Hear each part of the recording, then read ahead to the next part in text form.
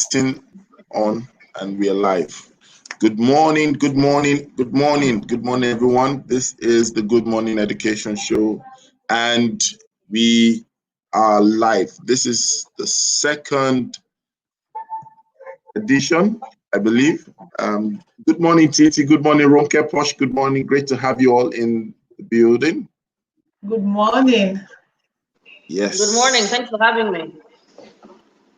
Good. And today, I'm sure we're going to have a great time together. We're live and we're streaming on YouTube, and we believe that we'll have other people join us shortly as the program goes on. So this is the Good Morning Education Show. If you're joining us, we have our analysts and experts around, and joining us today will be Titi Adeosi from Niger Kids, and we have Dr. Ronke Posh, lovely Posh School, and also we'll be joined by Jude Ashedu is a tech educator, tech expert. We have Safety Chick, and we have Ebenezer Odetola Israel of CME Foundation. And this is a daily show that comes to you every day, Mondays to Fridays by 8 a.m. And we'll be speaking and talking about issues on education. So today, we're going to be looking at the issue of professionalism and professional development. And I'm sure that my guests and my analysts are super ready to trash that. But before that, I'd just like them to say something apart from the good morning you heard. Probably start by asking Titi to just say something to our viewers out there, and then we'll go to Ronke Posh. Titi, over to you. Okay, good morning, everyone. I think it's been a wonderful time so far. Yesterday was we had a nice session. And we talked about school readiness. I saw pictures yesterday after the show of schools in Ibadan, with the thermometers and the children wearing their masks and lining up as they prepared to go inside their schools. So all that is interesting. One of the headlines I saw this morning is Oshodi Sub Council also starting the contamination process in preparation for school resumptions. So we just hope that it's very clear that safety is priority as they prepare for school resumption, and we'll be watching. Okay. Let's have Ronke Posh. Good morning, Mr. Itayo, and thank you for having me. So what's there to say? This is amazing. This is a great initiative. Current affairs in education. It appears that a lot of people are lost. They don't know what is happening. One of the keywords and buzzwords when you search on YouTube or on Google when it comes to education is, when are we resuming? People want to know what is going on. People are not hearing enough from the government. So it's very important that we carry people along. A lot of people are agitated. A lot of people are fed up of the homeschooling. So they just really want to move on with their lives and just to know what to do. It's paramount that we preserve life, definitely. But it's also important that we're able to make plans and we know what is happening. If it happens that we can actually resume fully. So SS3, yep, they are going back to school, I understand, GS3 and primary school. I'm personally not for it. I think with the rising number of cases, it's still a huge concern. Nigeria itself is not a mammoth task to manage. We are a peculiar tribe. So the more information that we have, the more informed the decisions we're able to make for ourselves. And as I like to say, we are our own local government. So really, we need to know what's happening. And I'm happy to be here with friends, people that I respect in the educational sector, people that are fun to hang around with and are worth my time waking up in the morning. So thank you all for It's not easy to wake up when you don't have to wake up. But for the good of the nation, we'll continue to do what we're doing. So well done, Mr. Eitayo, for this initiative. God bless you. Thank you. Thank you. And Safety Chick is joining us also. Safety Chick, are you there? Good morning. Good morning, sir. Yes, thank you for joining. Do you just want to give us an introductory comment or statement as we're about to continue? Okay, good morning, sir. Good morning, everyone. I'm happy to be here today. I think this is a really great opportunity for us to talk about these things and just rub minds together and chart a way forward. Thank you. Awesome, awesome. And now we have the great tech expert with us. That's Jude. Jude, good morning, Mr. Jude Ashedu.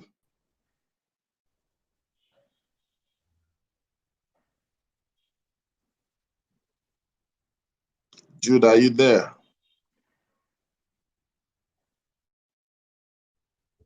Mr. Jude.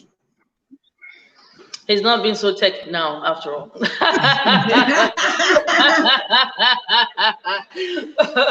He's going to get me for that. I know that. Okay, so while we wait for Jude to connect back with us, I think we'll just head straight to the program directly. We actually have some people who are saying some things online. We have Edumac Consult. Good morning, everyone. Good morning, Edumac. And then we also have Glory Garden School. This is indeed a laudable, I believe, initiative in the education space. Good morning, everyone. Thank you for joining. We had our conversations on issues around school readiness and resumption. And is resumption first term or third term, as the case may be? And it was very interesting to also talk around safety matters as well. So today we're going to be going straight to the issue of professionalism and professional development. And I know that there are a lot of people eager out there to really find out what is the length and breadth of professionalism. When we talk about professional development, when we talk about professionalism in the education space, what should be professionalism? What should it be considered? What is right? What is wrong? What is off? And what is good? And also professional development as well. So I would like to open the floor and anyone can start. Let's just talk about that because there are a lot of things that I've heard. There are a lot of things that are going out there and we need to treat it fair and square. So who wants to take the ball?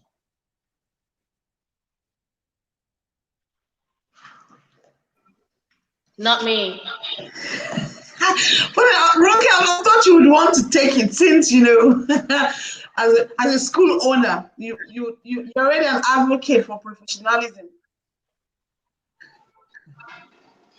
Yes, I'm an advocate for professionalism. So if you tell me to do it, then I will. Okay, so here I am. When it comes to professionalism, it's really, really important that that we do the best that we can. Now, a lot has not been taught in schools, and people are unconsciously incompetent, unfortunately. It's not to diss anybody this early morning, but that is what we find. We find that a lot of people just don't know the right things to do, not because they don't want to know the right things to do. It's just that it's just not available and they weren't trained. So you have people coming for an interview with flowery skirts and sandals, open-toe sandals. You see them wearing all sorts of things to an interview. You'd find them leave a job without giving notice. You find them eating in the classroom, doing lessons, using their phones. Just simple things that anybody should know. Common sense. My 14-year-old will tell you all those things.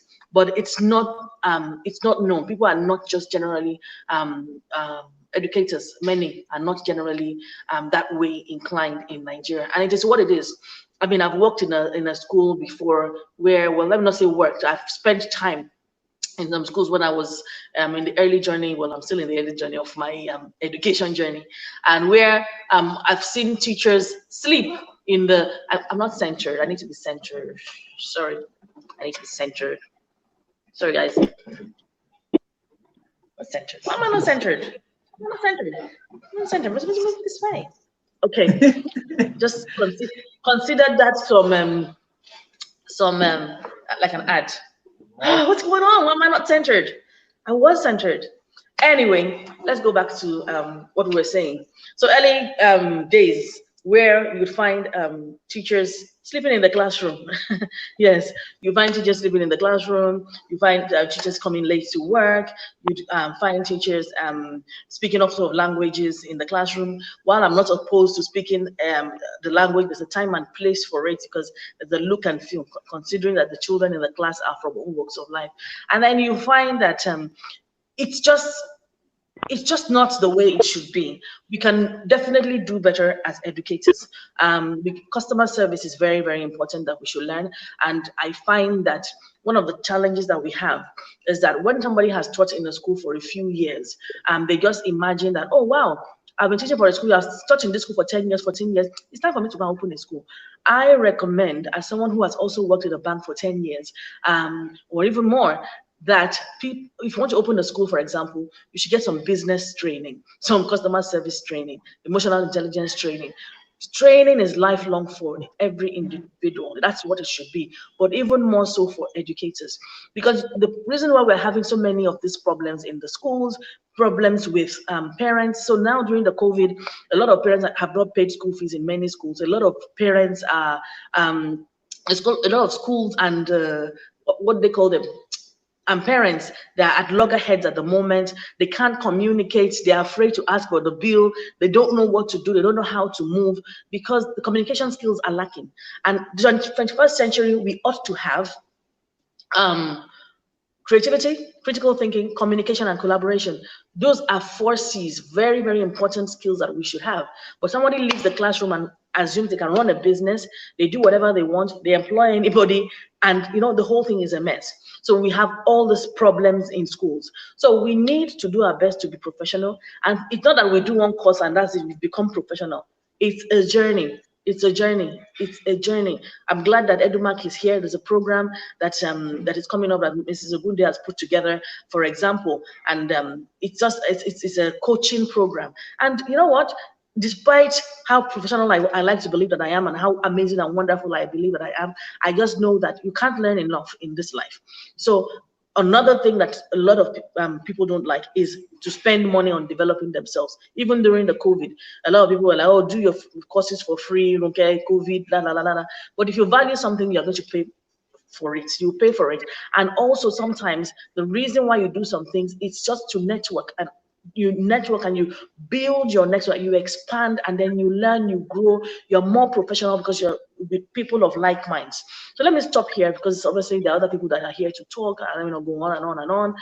But thank you so much. I hope I've been able to convince you and not confuse you, and to let you know that it's very important that you are professional as an individual. Okay.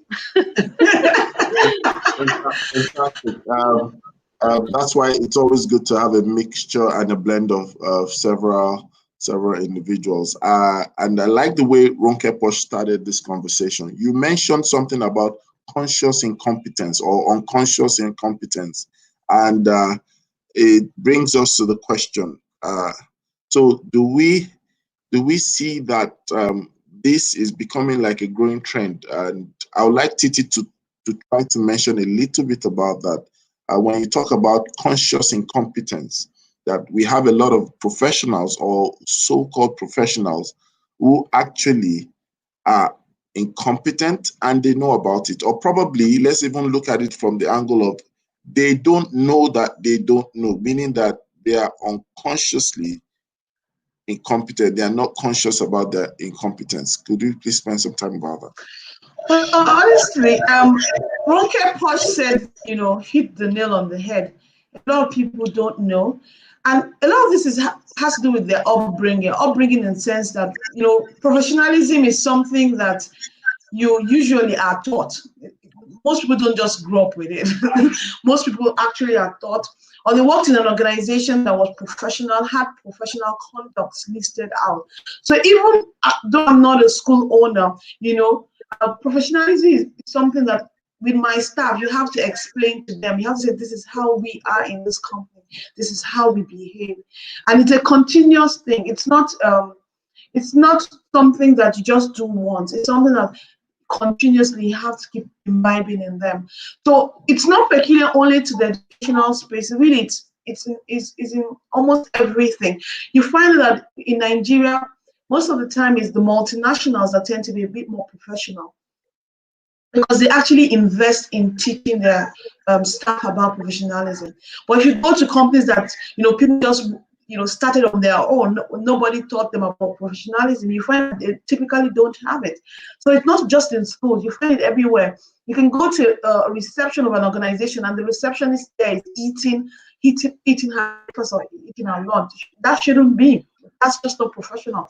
Or you send emails and nobody responds. So, oh, did you see the email? Yes, I did.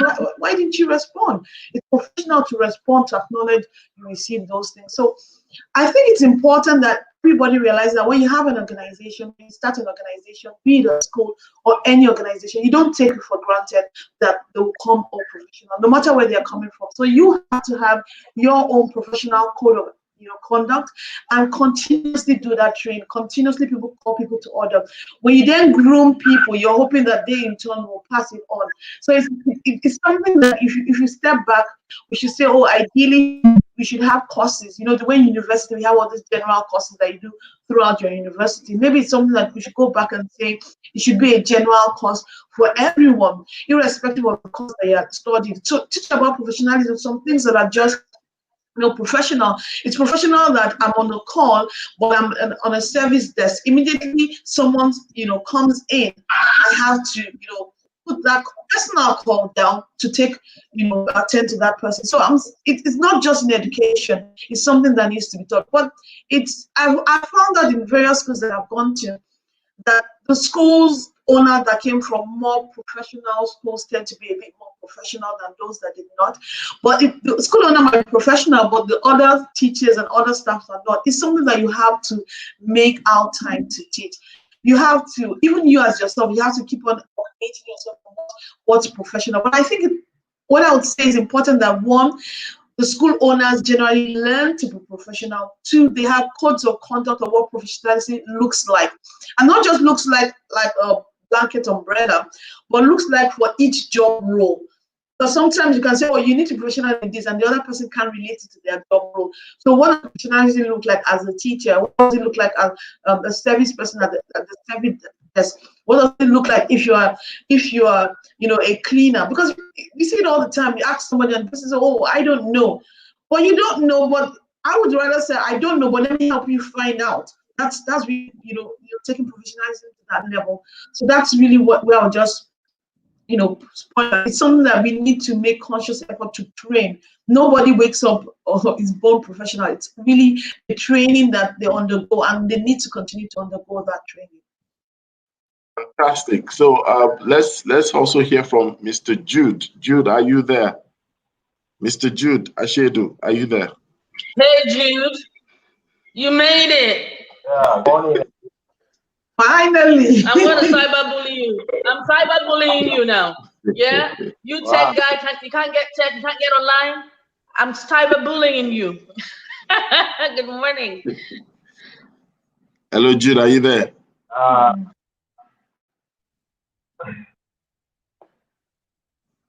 Okay, so Jude. I changed my network. Okay. So Jude, I would like you to change my network. Okay, perfect. I'd like you to share some perspective on the matter we are having today, professionalism and professional development. But let's start with professionalism. Yes, I can. Can you hear me? Yes. Yes, we can. So we're talking about professional development. Okay. So you as an educator, your experience, and also in the place of tech. Okay, can you just share, yes. Can you just share a little bit on that? Yes, I think there are several aspects or several. Yes, okay, professional development.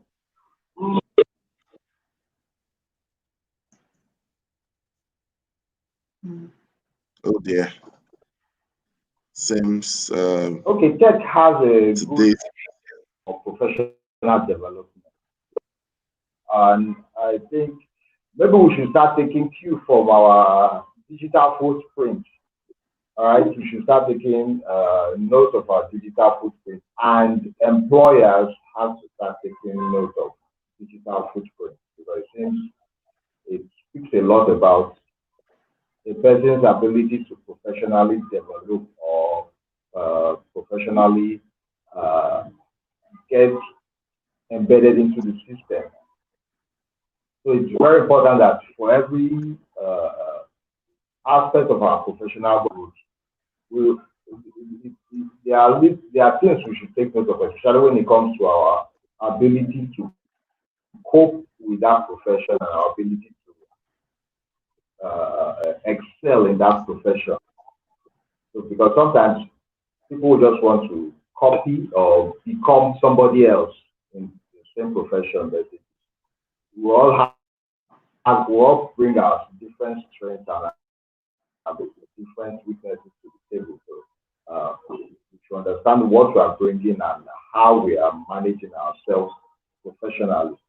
And sometimes, or most times, you see professionals, they want every other person to push them to become what will benefit them. For example, you see school owners forcing teachers to go for training. So that is kind of a bad, or not a professional mindset. Force you to go for training definitely is going to be the person is responsible for your professional growth. Rather, it's supposed to be every teacher should be responsible, or every professional should be responsible for their own professional growth. You don't need, you came into the field yourself, you took the course or you took the field, and you are supposed to be responsible for your professional growth, not anyone else, not even your boss, not even your employer. Your employer professional growth. That's how I have to make professional development.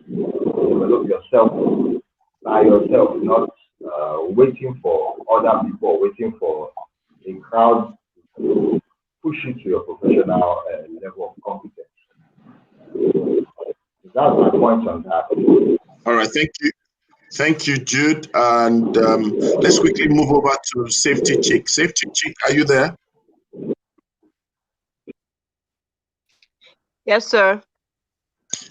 Jude mentioned something very important. He said that professional development, and especially professionalism, must be something that must be embraced as a personal responsibility. So what's your take? Who should bear the burden of professional development? I know that you are into safety consciousness, you train and you do a lot of things around social development. What's your take on that point that Jude made on the issue of responsibility and bearing the burden of professional development? I'm totally with Jude on this topic, because your personal development is your personal responsibility. That is how you are going to stand out in the sea of heads. I don't understand why someone would choose to be in a particular profession and decide to do it anyhow. That means you're probably not thinking of how you're going to grow or how you want to make a difference. This is the reason many of our children today do not want to be teachers. They do not want to be educators, because every time they look around them, they are not seeing good examples. As a matter of fact, there are just few teachers that make children want to go into the teaching profession, because every time they look around them, all they see is averageness, mediocrity, and that is not good for the future generation. For them to begin to think that being an educator is not good enough. No, as a matter of fact, our children, the majority of our children, should want to go into education, because that is developing the country as a whole. I even have an example. I once went back to my secondary school in Akwa Ibom. So one of the teachers there is my very good friend. And while I was there, I noticed that she was one of the teachers that made me admire teaching. You know, the way she would show up, the way she would dispense her knowledge, she was just different. So she shared an experience with me. There is something that happens in Air Force schools where during your SS2, you have to write a particular examination, as is almost like preparing for WAEC. It's called the Joint Promotion Examination. Now, if you pass that exam, you are fit to move to SS3 because it's assumed that you are going to do well in WAEC. And she was posted to a different state. And one of those days, while they were having the exams, after it was done and students had finished, Now, if you one pass of the that students exam, you said are to fit her, to move to so one of the students said to her, I would really love to be like you. And that this is the first time I'm seeing a teacher that looks like you. And she said, for real, what do other teachers look like? And without the child saying anything, the child just used her head to point towards another teacher who was somewhere around the vicinity. And when she looked at this teacher was wearing slippers. Everything was just all over the place. So now imagine children growing in that environment and seeing that level of mediocrity. And it's not just about appearance. It also means that even in delivery of their topics, they may not be doing it as well. And now these children are seeing a difference, seeing that there is another possibility in this area. So I think that personal responsibility is each individual's responsibility. You've got to make sure that in whatever you find your hands to do, you stand out. You're doing things to the best of your ability. And you do not need anyone to chase you to do it. By yourself, sign up for courses. I just said what Mrs. Posh mentioned now about taking a course with Mrs. Ogunde, even if she knows so much, because she believes in continuous learning. Now, there are people that would not want to do that because they would feel, I know enough, what do you want to teach me? But then doing extra learning is not just about what you're going to learn. Many times it's about being in a particular environment, because some things are not just learned like that, they are caught. So it's really important that as many times as possible, individuals, educators put themselves in an environment that spurs their personal development to avoid mediocrity. All right, thank you so much. Now back to a very important thing. We know that we're not just talking about a subject matter, we're talking about something that has a social reality in our face, that we know what's happening in Nigeria, we know what's happening in Africa, but let's bring it back to what we see. We see that sometimes there's this level of uneven development when it comes to professional development. It seems like professional development is targeted at just one spectrum of the school industry. If you took statistics, you will find out that more teachers in the primary schools, or more teachers in the early years / primary schools get to benefit or get to have more trainings than even secondary school teachers. What is why is this the trend? I don't know. Ronke Posh, do you have something to say about this? Because I've noticed even in other conferences, it seems like we recycle the same participants. Okay, I don't have the stats, so I'm not really sure. However, I know that there are a lot of early years training.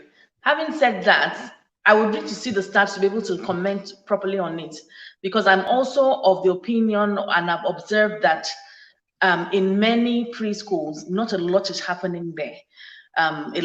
They think of it as a daycare where the children are kept and not really taught. So I don't know the trend or the stats behind it. I know that the training for early years is there. I know they don't do it very, very well in many schools in Nigeria. So you find a 1-year-old, 2-year-old that they're trying to cram, make the child cram numbers and write and things like that. You hear of that a lot all over the internet. So it's not properly done. If they have the right training in the preschool, and by the way, there are free videos on my YouTube channel, Ronke Posh, for early years. If they have the right training, then they will do it properly. We won't have all these complaints where they're saying a 3-year-old is not writing 1 to 100 and is not cannot write 3-letter words. So I think I don't have the stats. I think the training is more for the secondary schools, because when they come out of teacher training colleges, they tell teachers in Nigeria, because I also, when I came back from the UK, I was also made to do some of this training. And what was readily available was primary schools and secondary schools. You go there and do your teaching practice, your micro teaching and all those sort of things. You go there. The preschool, I don't even really know anybody that was sent to a preschool to do anything. There might be, but I don't personally know anybody. So I don't think a lot of attention is on the preschool in terms of training. I believe that in the primary, you have a lot. In the secondary, you have a lot. But with the preschool, especially Nigerians, we like trends in Nigeria. So there was a time when Montessori, so everybody has Montessori on top of their school, even if all they're doing inside is eating a bad amala, they will say it's a Montessori school, because the understanding of what Montessori is not even really there. And I say that with full authority because I'm Montessori trained as well. And yet I don't call my school a Montessori school because it is hard to implement Montessori. So I can't really shed an informed comment or give an informed response to that, because I think it's the other way around. Too much. Titi, do you want to weigh in on that as well? Honestly, I don't have the statistics. I know that when I attend a number of the conferences and the seminars, it's really a lot of primary school teachers and secondary school school owners that tend to attend. But what I would then comment and say is that, like Safety Chick said, everybody needs to have that mindset. Nobody really arrives. We're all always on a continuous learning journey. And if that mindset can be with everyone, so whether you're in primary, secondary school, or even the tertiary universities, you realize that there's a need for continuous development. I know that with the universities, continuous development is a must because your promotions are based on it. If you haven't written some papers and done something, so for them, it's like a ticking of the box. In a lot of secondary schools, nothing is really required once you're teaching your class. Maybe that's why we don't see as many. But I think one of the things that we need to realize, and I'm happy that COVID brings this about, is the fact that the world is changing. There's so much out there. There's so much that we didn't know. With COVID, what happened is that suddenly we are aware of so many tools, so many learning platforms that are out there, so many materials that are out there. Where has this been, all the time? So I'm hoping that this allows people to realize that there's so much out there. There's so much progress that has been made by so many people that you need to do a catch-up. So even for those in secondary schools, they need to realize that ways to teach the children have changed. New teaching method, new teaching materials, all those things are available out there, and you just need to keep upgrading. You need to just keep upgrading yourself. The world is so dynamic. Today, everybody will be talking WhatsApp. Tomorrow, we will not talk WhatsApp. So things are changing. You need to keep keeping yourself abreast of things. I think once we all have that mindset, then we'll start seeing a change. Fantastic. Let me just take some comments and then those who are following us online. I would like to appreciate Eduma Consult, Glory Garden Schools at Belkuta, Walking High with Piros. I would like to acknowledge Dayo Amusu.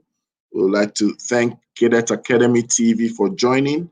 And also, yes, that's it. So we have a comment here, and Dayo Amusu is saying, leaders, school owners, and administrators also have a role in building an environment where teachers who invest in their personal development thrive and also are recognized and rewarded.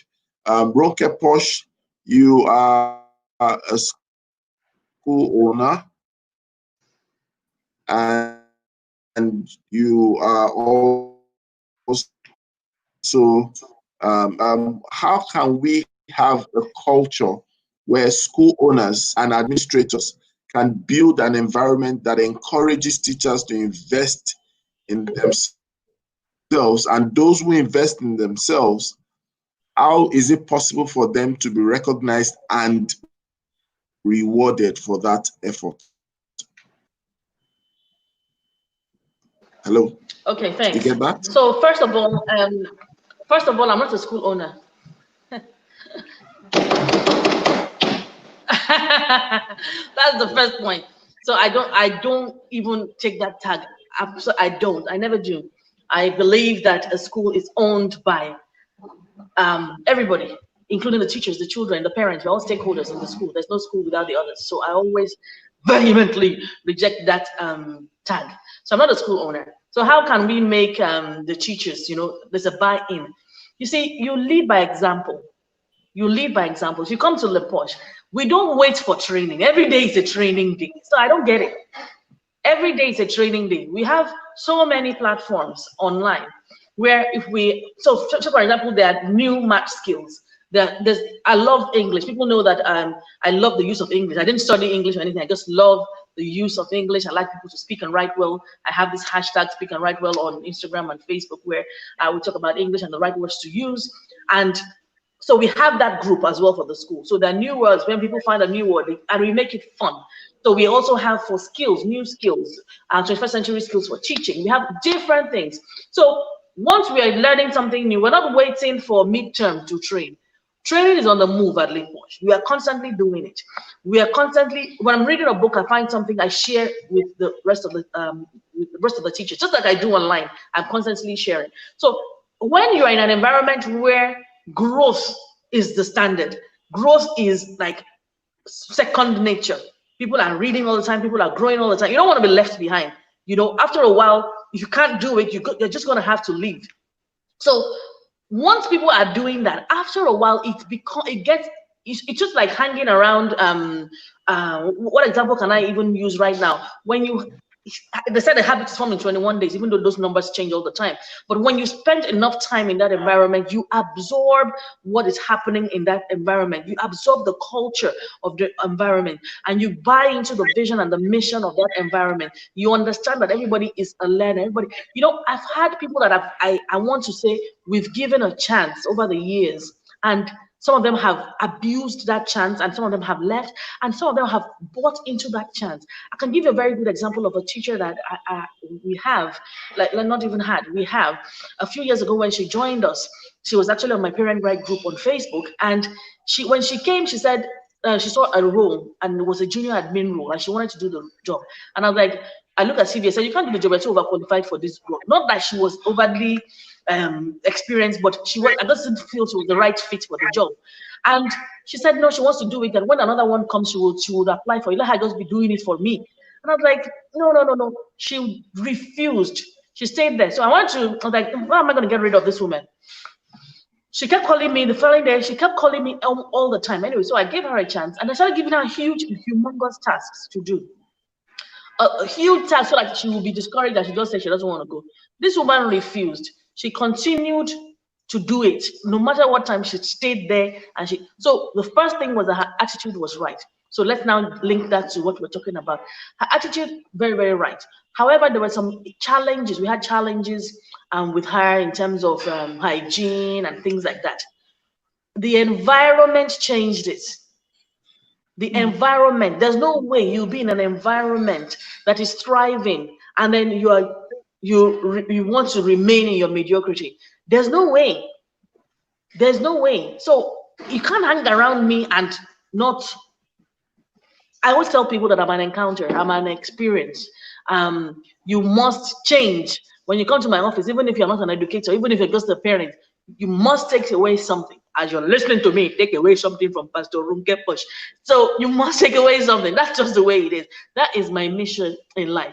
So when it comes to that development, when it comes to that training, it's the culture of the school. Now, I will link it to the COVID. When the COVID happened, a lot of school owners, this is what they did. They didn't say anything. They didn't know how. They were not willing to be flexible enough to learn the new stuff. So when Jude was constantly throwing out training, Chelsea Chief is talking about safety, about the chairs that the children should sit at home, and safety at home. Even though you are doing work online, you still need to be in a safe space and things like that. A lot of school managers, they pushed their their teachers to the front. They pushed their teachers to be online, and those people were out of their comfort zone. And that situation, you really need to do what they call situational leadership. So you find that I was in every class. You find that I trained the teachers. You find that I showed up. I didn't say, you go and do it, because you can't do it and making other people do it. This is a crisis. So you need to manage the crisis by leading by example. You understand what I mean? So attitude, very, very important. The culture, what they find and what they see you doing. So they see you flying high. So I have the teachers at LePosh, they want to be great because they're just looking. I'll put a training course out, and before I know happening, my teachers at LePosh will go and pay for it, and I'm like, are these people okay? I said, I need people to save your money. You are in, they can't get enough of it because they can see the difference in their lives. I've had teachers whose husbands will come to the school to gift me something or to sing my praises or send me messages because they see the change in their wives. Because we don't really have male teachers except the extracurricular activities. Most of our teachers, 100%, are female, and they see the transformation. They see the change. Now, that can only happen with a great mindset. That's why I do mindset coaching as well. That can only happen with a great mindset.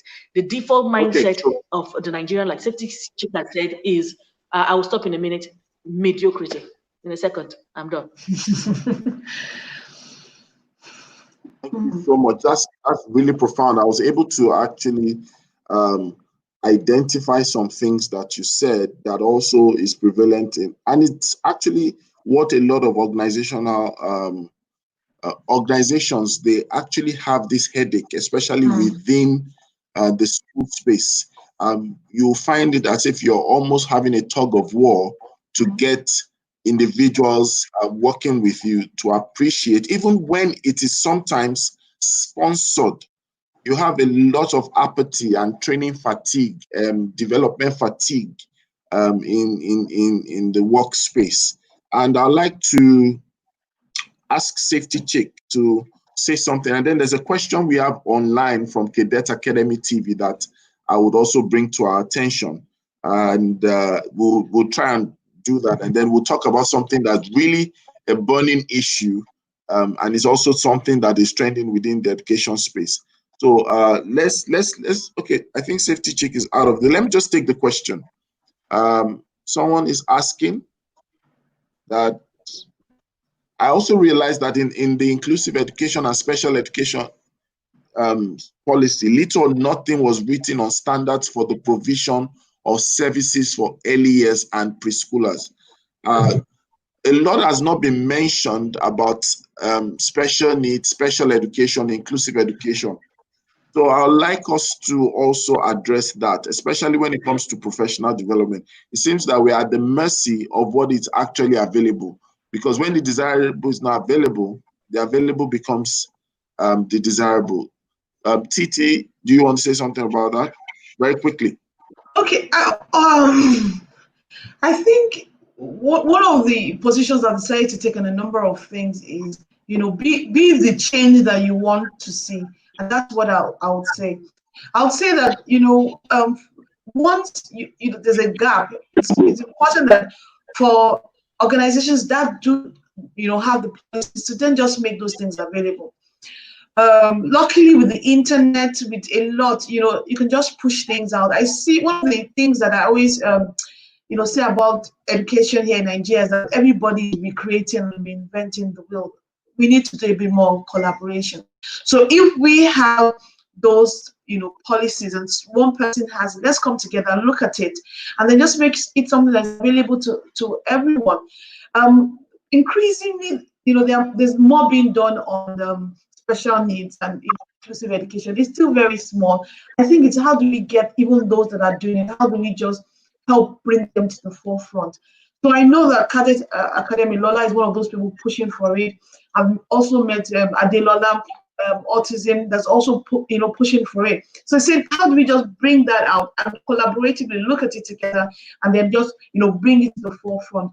One of the things I'm hoping that in education that we can do is have a central database, one day both for training, because you know, I know, Rotimi, we've discussed this before, whereby there's a lot out there, but a lot of people don't know about it. How can we create some directory? How can we create some inventory? Whereby if someone has developed something, other people can then go and drop those things. And it's almost as if it's an inventory of sort that the trainings that are happening, that are there, people can come and rank and rate those trainings. So that even when you as an educator, even when you as a school owner are looking for these things, you can go to this directory, see, oh, people have attended this training, this is how they rank them, and you can go for it. Same thing with people that have, you know, those standards. Let's have a directory, and when you have this thing on directory, some of those things can be free items, and some of those things can be paid. Let's begin to collaborate. Let's not reinvent the wheel. We have wonderful people doing wonderful things in education. Let's bring together some of those things that are happening. Let's bring together some of the standards that we believe they should be. Let's put them in a central place, a central directory, our own Wikipedia, our own.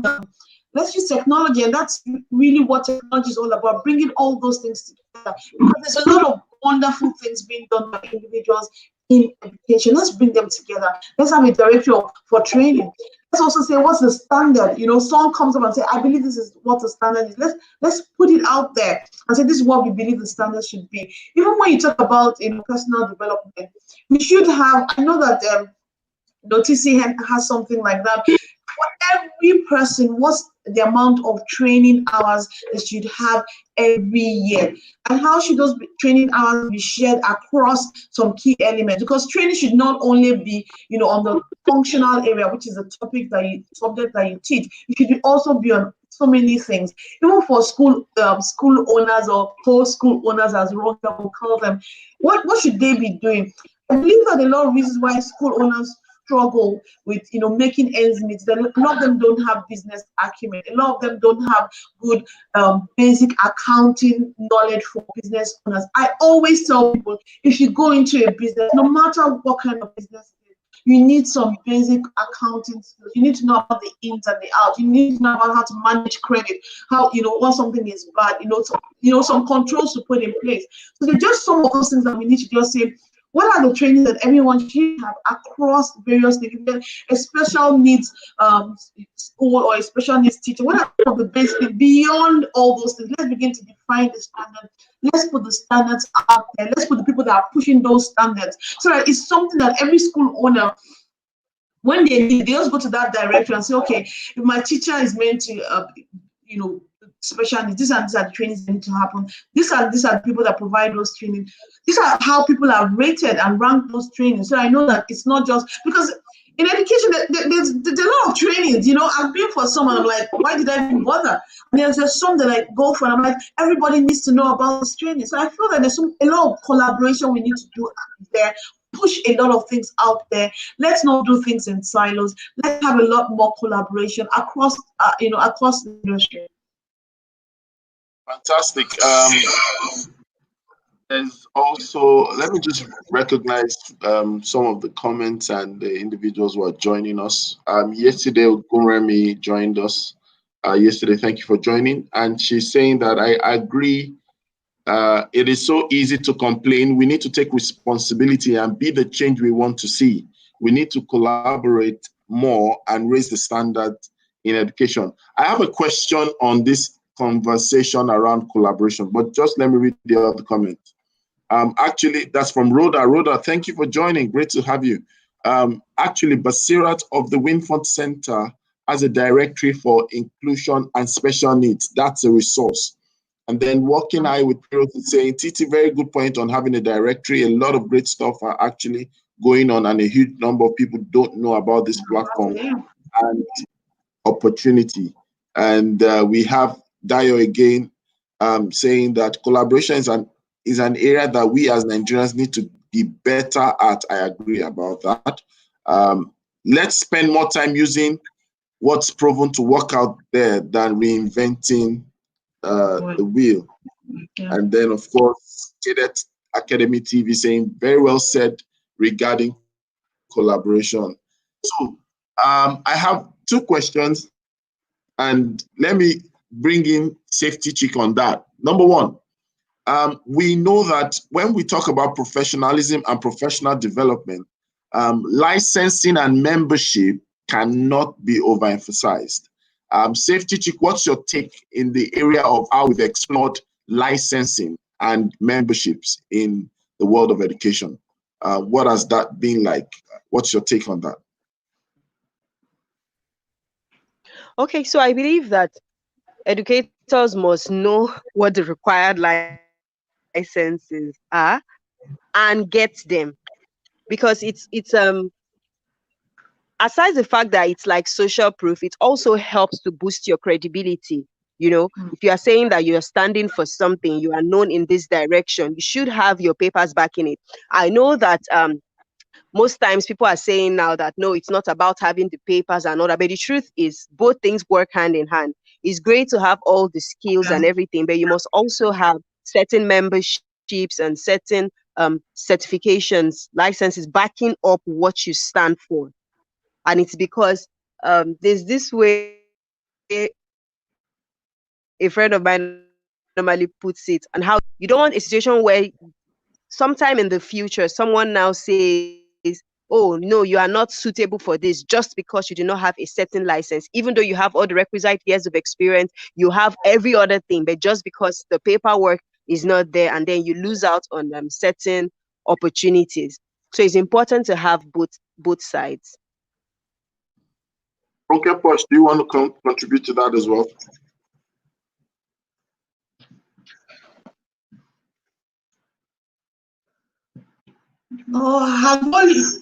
Okay. They've done a great job already. I don't have anything to add. Safety Chick and Titi, they've done amazing already. Okay, that's fine. So let's draw attention to the issue of, we looking at people who jump from one job to the other, the level at which you sometimes hear a lot of outcry about people not being able to hold a job for more than a month, more than 3 months.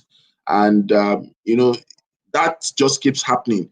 How can this be curbed? How can this be addressed, especially when it comes to educators, in Nigeria and in Africa? What do you have to say about that?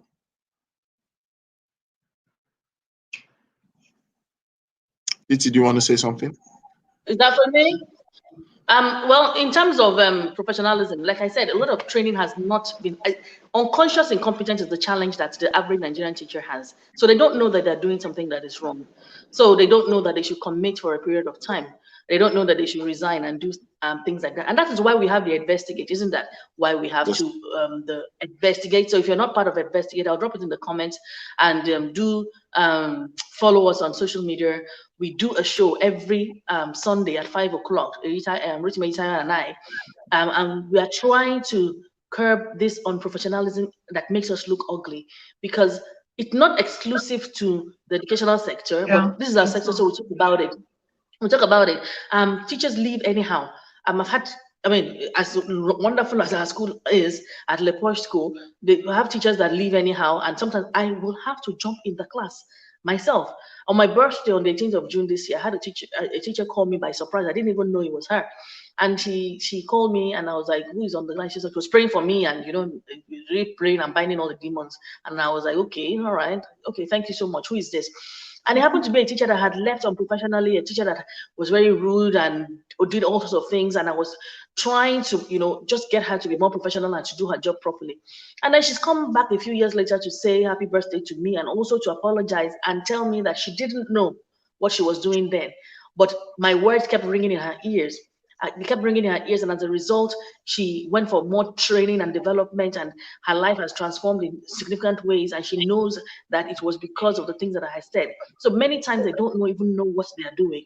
Many times, because a lot of teachers already belong to the very bottom of the food chain when it comes to Maslow's hierarchy of needs. They are at the very bottom of the food chain, and the first thing they are thinking about is their stomach.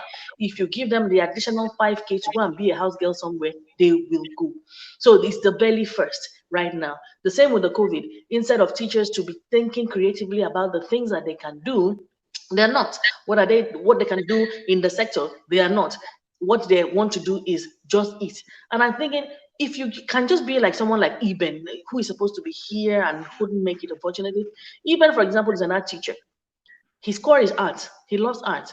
But you have to evolve with the times. Right now, schools are closed. Nobody's doing any artwork and pasting anything on any boards or any display boards or windows or anything. So what has he done? He has evolved. He has transformed himself and he's training people in tech and he's constantly learning and exploring things. Now, what is the average teacher doing? The average teacher is online, commenting and lamenting and soliciting and begging for money. You know, why don't you write an ebook? Why don't you learn one thing like animation? A lot of people like animation, and why don't you learn it and teach, or learn it and ask to help people to create content for their schools and their preschoolers, because content development was a challenge at this particular time. Why don't you learn graphics and you help people with their graphics? When you see somebody post something that is ugly online, you say you create a nice one and just give it to them free of charge and say, I can be doing your graphic work for you. You know, there's so many ways that you can be creating when you need money. You just have to think. But a lot of people don't think. Was it not Einstein that said 1% of the people think, 4% of the people think that they think, and 95% of the people would rather die than think. That is just it. So we can solve our problems, but we can't think. Critical thinking is a 21st century skill. People don't want to think. They would rather die. And there's too much noise in the country. You need to find a space for yourself where you can think. Move away from all the noise, because if you can't think, you can't create, you can't innovate. When was the last time that the Nigerian child or the Nigerians created anything that trended worldwide? But then we sit down on Facebook and criticize the children of the West that are spoiled. And the average youth wants to go to Nigeria. In fact, the conversation can just, let me just leave it for now. I just want to read some comments and then we bring this to a close. It's been a great time today, and you know how it is where you have a lot to say and you have a lot to talk about, but it just looks like there's not enough time. Rhoda is saying something. She said the importance of licensing is on standardization. You basically want to be able to use best practice and be bound by evidence-based regulations, policies, and processes, which is actually true. A lot of times I've come to realize that if we really want to do good for ourselves, we need to get systems in place. And a little bit of sentiment must be thrown out of the window.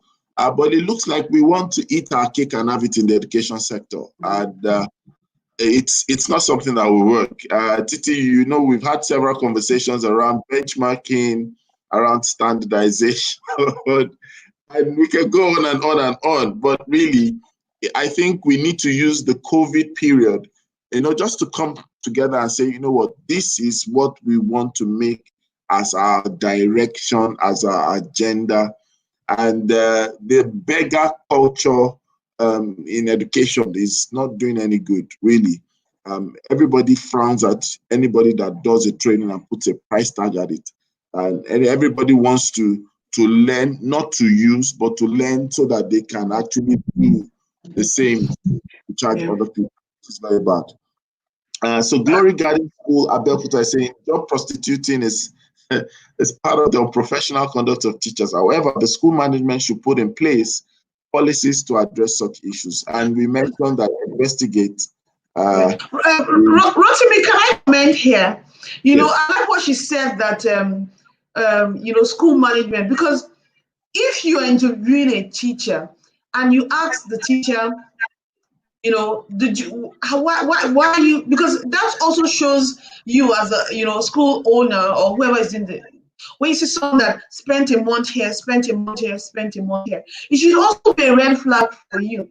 The other things, when you interview people, you also need to let them know that, ask them, why did you leave your last employer? And did you do the normal thing? Because if you also, as a school owner, when you are recruiting teachers, don't encourage that kind of behavior. And if you all do it, you find that it will also reduce. I, as a person, always tell people when they say, "Oh, I want to join your company," and I'm like, "Okay, so how much notice they need to give so they can leave immediately?" I never want to take that kind of person, because I would say that How would I feel if my staff comes down and leaves immediately? It means that they suddenly leave me in the hook. So I always advise people when I'm interviewing them that do the right thing. Do you understand? Leave if your offer letter says give a month's notice, give a month's notice. An organization that takes you because you've given a month's notice appreciates the fact that you're a person of value, because you should do the right thing. You should give it. So I think it's the fact that we also on the other side who are taking these teachers are also not, asking the right question and doing the right thing. So it's important that every one of us, do not contribute to aggravating this thing. Don't take teachers that jump. Honestly, I feel that shows instability. And it's done in the corporate world. Once you find that someone says, you're very right. Someone says 6 months and 6 months. I usually feel that's a red flag for me. I mean, why didn't you stay here? You start giving me all sort of excuses. I'm like, this is a bad sign. I'm not going to take you. And anytime you want to join me, and you immediately want to join me, and I can see that you're working somewhere else, I'm going to say no. Go and give a month's notice. I mean, if you're really valuable to me, I will wait that 1 month. I'm not you for 1 month. I didn't die. So if I can wait 1 month, that's fine. So I think it's important that we do the right thing. I think it's also important that people realize that when the life, even coming from one school to another, relationships are constant. That I'm no longer in your school doesn't mean that I can't come one day, call you up, and you also realize that it's a relational thing. Don't look at it as a transactional thing. Once I leave this school, that's the end, I close the page. And I learned this very early in my career.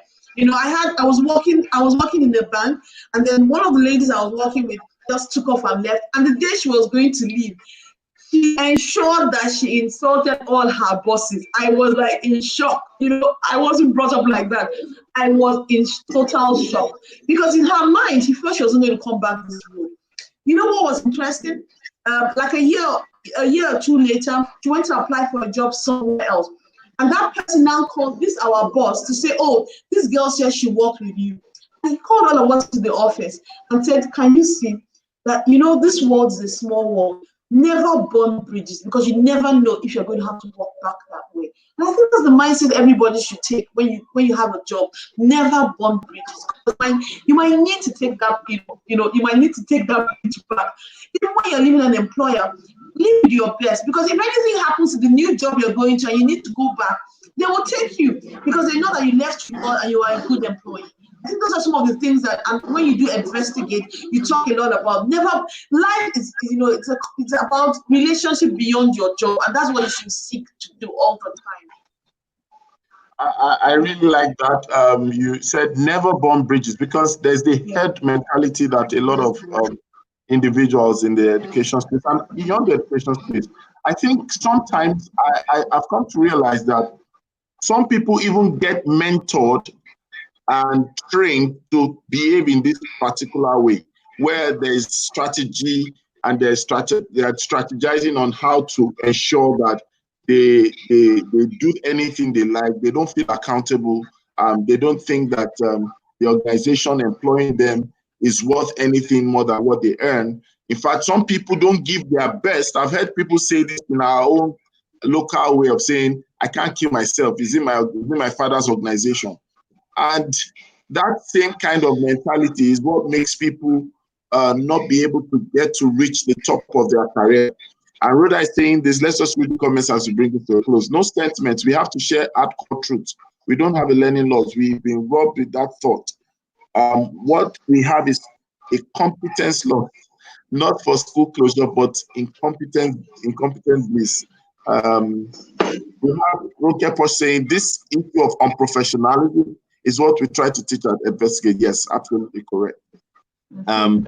What can I say? Some individuals are not just honest about anything and everything. In fact, some people tell you that their father is in a coma, their mother is in a mortuary, and then 2 weeks after they tell you that their mother has malaria. But you're wondering, your dead mother can't be down with malaria. It's value and good mindset. Investigate without strategy, definitely. Thank you, Piros, for that. Then, of course, please subscribe to the channel, like our videos, share with others as well. And I would like us to end on this note, as I would give us the opportunity to share our closing remarks. the word you said, never burn bridges, very powerful and profound. So let's start with Ronke Posh. Ronke Posh, what are your parting words for today? We've had a good time talking about professionalism on the Good Morning Education show. And stay tuned. We'll be here tomorrow, and we're there on Sunday. We can't finish talking about this in many years.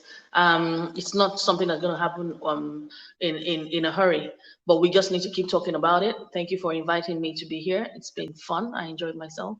We will continue to talk about it. We ought to be professional, and as much as we can, we should continue to lead by example. Well done. Thank you. Thank you.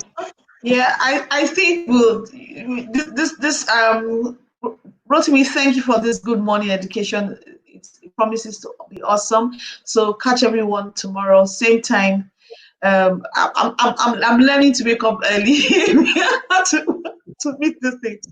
Rotimi, you know that with COVID, our lifestyle had changed. So everyone join us 8 a.m. tomorrow. Okay, so I'll just say thank you to Edumar Consult, Glory Garden Schools, Piros, Dayo Amusu, Barrister Tawa Kilami, Cadet Academy TV, and everyone out there. Would like to thank you for joining, for your comments. Rhoda Odigbo, yesterday Ogunremi, and Maimuna Lawal, thank you for joining. Thank you for commenting. Thank you for sharing your views with us. And then finally, Oluwatoyosi Sarah just joined us. Thank you so much. So we'll be here same time tomorrow, and we'll be adding a new segment by God's grace tomorrow on this same program. So thank you, and keep being your best. Have a great day ahead. Thank you, Cadet Academy TV. Thank you, everyone, and we'll see you soon. Bye. Bye.